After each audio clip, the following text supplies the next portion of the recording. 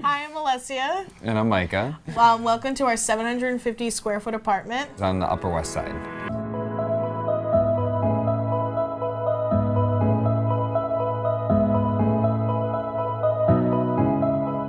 Mainly, I wanted people to come into my apartment and feel like they were seeing something that they couldn't just see anywhere. Just having like people being like, wow, like this is amazing. You got this at the plant store? I'm like, no, like this is from Ecuador.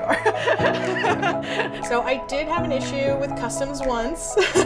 Unfortunately, I did have a plant come in illegally and the Department of Agriculture did come and seize that plant. I was working from home and I really just wanted something to feel creative, put my creative energy into. So I started researching about the plants that I did have in the apartment and it just kind of snowballed. The wish list grew and then the collection grew. Since I work from home and I run my laser cutting business at home, you know, I have just machinery and computers and plans. Printers. And slightly dangerous, but interesting. This is a jewel orchid, and I just can't get over those lightning bolts. This is an Alocasia black velvet. It reminds me of a dinosaur. This here is a ZZ plant, Raven. This is the Aglaonema Pictum Tricolor, and it's most sought after for its beautiful camouflage pattern on the leaves. In general, we're pretty laid back. We hang out, we play video games, we watch movies, we binge Netflix.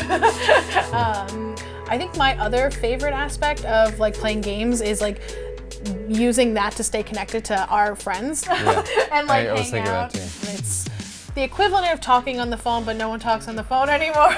So this leaf shape, or this plant might be familiar to you. This is the Monstera, but this is the Monstera Thai constellation, and it has these beautiful white speckles of variegation. Some of them need more attention than others, but there's plants that are easier to start out with that you can water once every 2 weeks. This plant here is my Anthurium Veitchii, and this one here in the dome is actually a baby version of this plant. So hopefully one day it's gonna get just this big.